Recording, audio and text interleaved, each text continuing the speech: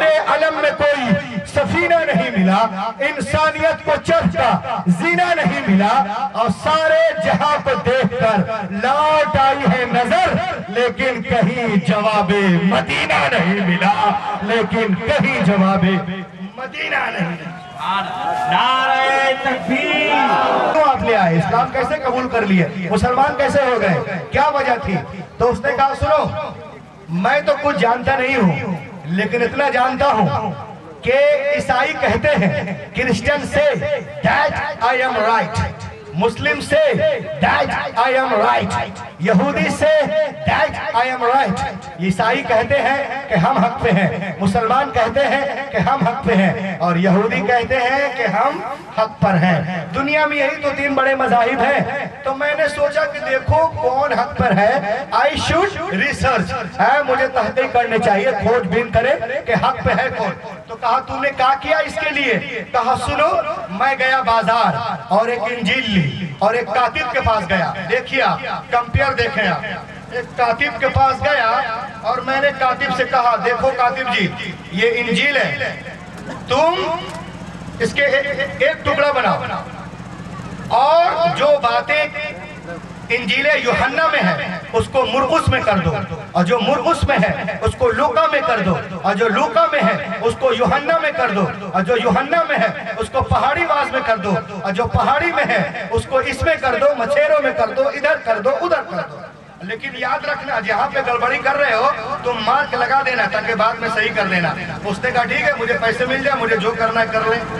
اب وہ کیا کہ انجیل لی اور اس نے ڈپلیکیٹ لکھوایا، لکھوانے کے بعد میں جو باتیں متا میں تھی اس کو مرقس میں کیا، جو مرقس میں تھی اسے لوکا میں یوحنا میں کرنے کے بعد میں وہ تو پہلے ہی سے گڑبڑ ہے، مزید اور گڑبڑ دیکھیں آپ۔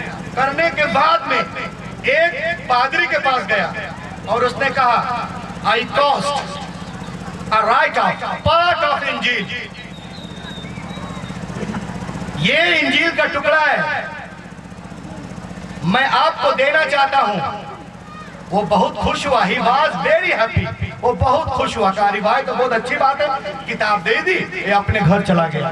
جا کر کے 10 دن انتظار، 20 دن، 30 دن، 1 سال۔ اس نے کہا کہ میں 1 سال تک انتظار کرتا رہا کہ شاید وہ کھول کر پڑھے گا تو دیکھے گا رے ادھر کا ادھر ہے، ادھر کا ادھر ہے، تو میرے پاس آئے گا، مجھ سے باتیں کرے گا اس موضوع پہ۔ لیکن اس نے کہا کہ میں نے 1 سال تک انتظار کیا لیکن وہ میرے گھر نہیں آیا، تو میں سمجھ گیا I understood the book is not safe، وہ انجیل سیف نہیں ہے، اگر سیف ہوتی تو اس کو اس میں غلطی کا ابھی احساس ہو جاتا۔ تو میں سمجھ گیا کہ انجیل جو ہے غیر محفوظ کتاب ہے۔ اس کے بعد کیا کہ بھئیہ کہا میں نے توریت لی اور کاتب سے کہا سنو جو باتیں کتاب خروج میں ہے اس کو استثناء میں کرو، جو استثناء میں ہے اس کو کتاب احبار میں کر دو، جو احبار میں ہے اس کو حقوق میں کر دو، جو اس میں ہے اس کو مکاشفہ میں کر دو۔ کہا ٹھیک ہے۔ کرنے کے بعد میں وہ گیا ایک ربائی کے پاس، یہودیوں کے فادر کو ربائی کہتے ہیں۔ کہا دیکھیے ایک انجیل ہے، میں یہ توریت ہے، میں آپ کو دینا چاہتا ہوں۔ He was very happy، وہ بہت خوش ہوا، اور وہ کہتا ہے کہ دینے کے بعد میں اپنے گھر گیا، انتظار پہ انتظار کر رہا ہوں، انتظار پہ انتظار کر رہا ہوں، سال گزر گئے مگر وہ میرے گھر نہیں آیا۔ تو میں سمجھ گیا کہ توریت بھی غیر محفوظ ہے، اگر محفوظ ہوتی تو اس میں اس کو غلطی کا احساس ہو جاتا۔ اس کے بعد کیا اس نے قرآن پاک کو لے کر کاتب کے پاس گیا، کہا دیکھو اس میں زبر زیر ادھر ادھر کر دو۔ اب وہ کاتب بھی کیسا تھا مجھے پتا نہیں، اس کو جو کرنا تھا کر دیا، کہا نشان لگا دو۔ اور ایک حافظ قرآن کے پاس گیا، کہا حافظ صاحب یہ کتاب ہے قرآن، میں آپ کو دینا چاہتا ہوں۔ حافظ صاحب بہت خوش ہوئے، he was very happy۔ کتاب کو دینے کے بعد وہ اپنے گھر گیا، وہ کہتا ہے even the 3 days had not passed، ابھی 3 دن بھی نہیں گزرے تھے کہ کسی نے میرے گھر کے دروازے کو زور زور سے کھٹکھٹایا۔ 3 دن بھی نہیں گزرے تھے کسی نے میرے گھر کے دروازے کو زور زور سے کھٹکھٹایا، اور جب میں باہر نکلا I saw حافظ صاحب was in serious mood۔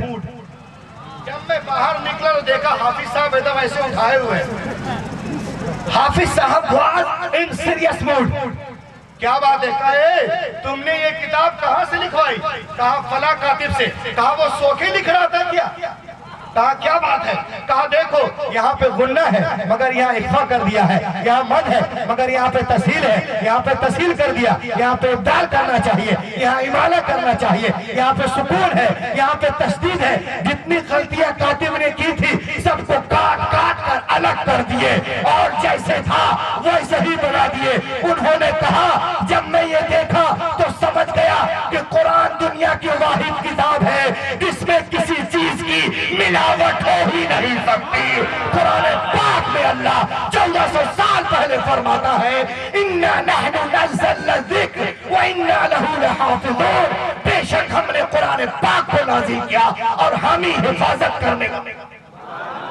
پوری دنیا اسلام کو مٹانے کے چکر میں ہے لیکن الحمدللہ ہمارا مذہب اس سے کہیں تیز رفتاری کے ساتھ آگے بڑھتا نظر آ رہا ہے۔ حیدرآباد میں پادری جوزف نے اعلان کر دیا کیا؟ اسلام حق نہیں، عیسائیت حق ہے۔ میں نے کہے پادری تم نے کیسے اعلان کر دیا اسلام حق نہیں عیسائیت حق ہے؟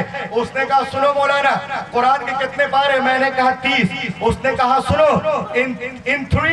in three parts in the Quran, in this part how many places are the mention of Maryam and the mention of Amina? 29 پاروں میں حضرت مریم کا ذکر کتنی جگہوں پہ ہے اور آمینہ کا ذکر کتنی جگہوں پہ ہے؟ تو میں نے کہا according to my qualification there are 29 places in the mention of Maryam، حضرت مریم۔ میں نے کہا میرے علم کے مطابق حضرت مریم کا ذکر قرآن مقدس میں 29 جگہوں پہ ہے۔ تو وہ کہنے لگا حضرت آمنہ کا۔ میں نے کہا روح الامین کے علم کے مطابق قرآن پاک میں حضرت آمنہ کا ذکر نہیں ہے۔ تو وہ کہنے لگا اس کا مطلب یہ ہوا کہ آمنہ افضل نہیں مریم افضل ہے، اور جب مریم افضل تو مریم کا بیٹا بھی افضل، اور جب آمنہ افضل نہیں تو جب مریم افضل ہے تو مریم کا بیٹا عیسیٰ بھی افضل، اور جب آمنہ افضل نہیں تو آمنہ کا بیٹا بھی افضل نہیں۔ میں نے کہے پادری سن یہ بتاؤ کہ بغیر باپ کے اللہ کے خصوصی کن سے کون پیدا ہوئے؟ حضرت عیسیٰ یا حضرت محمد؟ اس نے کہا حضرت عیسیٰ۔ میں نے کہا یہ بتاؤ یہودیوں نے برائی کا الزام کس پہ لگایا تھا؟ اس نے کہا حضرت مریم پہ۔ میں نے کہا بے وقوف قرآن تو گواہی دے رہا ہے، قرآن تو صفائی دے رہا ہے۔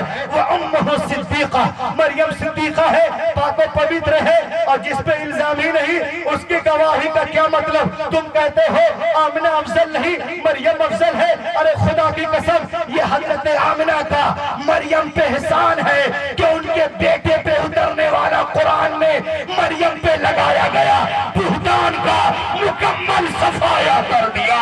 آج ہم رضی اللہ عنہ۔ سبحان اللہ سبحان اللہ۔ میں نے کہے پادری سن عرش اعظم کا وہ مہمان لیے بیٹھی ہے، عرش اعظم کا وہ مہمان لیے بیٹھی ہے، یعنی وہ مظہر رحمان لیے بیٹھی ہے۔ اب بی بی مریم کو ملے صاحب انجیل مگر آمنہ گود میں قرآن لیے بیٹھی ہے، آمنہ گود میں قرآن لیے بیٹھی ہے۔ تو اس نے کہا مولانا ایک جواب اور دو گے؟ میں نے کہا کیا ہے بولو؟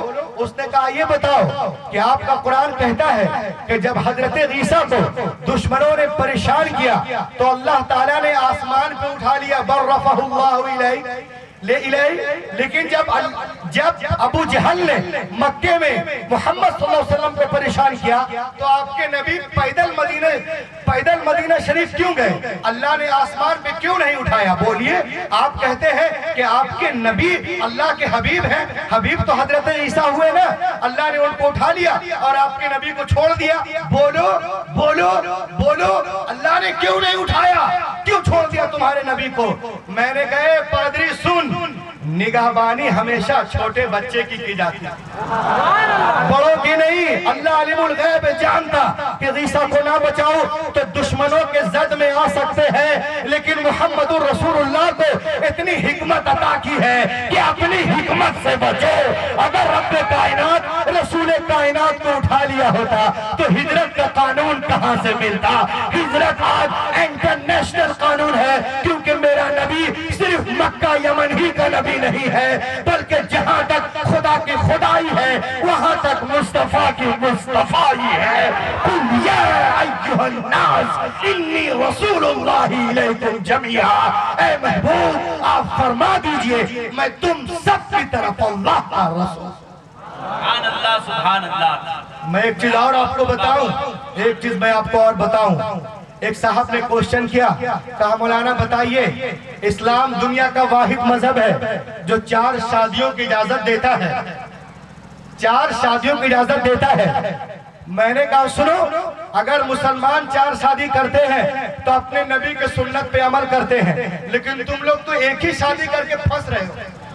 اس نے کہا کیسے؟ میں نے کہا اولا تو ایسا نہیں ہے کہ ہم لوگ 4 ہی کرتے ہیں، ایسا نہیں ہے، ایک بھی کرے وہ بھی مسلمان، کوئی کسی وجہ سے نہ کر سکے وہ بھی مسلمان ہے، لیکن کہتے ہو کہ مسلمان شادی کے لیے پیدا ہوئے ہیں، تو اگر ہم 4 کر رہے ہیں تو یہ اپنے نبی کی سنت پہ عمل کر رہے ہیں، لیکن تم تو ایک ہی شادی کر کے پھنس رہے ہو۔ اس نے کہا کیسے؟ میں نے کہا حضرت عیسیٰ نے شادی کی ہی نہیں، پھر تم لوگ کیوں کرتے؟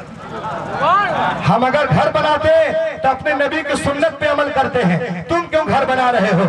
حضرت عیسیٰ نے کوئی گھر بنایا ہی نہیں۔ ہم اگر بزنس کر رہے ہیں تو اپنے نبی کی سنت پہ عمل کر رہے ہیں، تم کیوں بزنس کرتے ہو؟ تمہارے نبی نے کوئی بزنس کیا ہی نہیں۔ ہم اگر جوتا پہنتے ہیں تو اپنے نبی کی سنت پہ عمل کرتے ہیں، تم کیوں پہنتے ہو؟ حضرت عیسیٰ علیہ السلام ہمیشہ ننگے پاؤں رہے ہیں، تو گلے میں پٹا لٹکائے عیسیٰ علیہ السلام کے نام پہ اور عمل کر رہے محمد رسول اللہ کی سنت پہ۔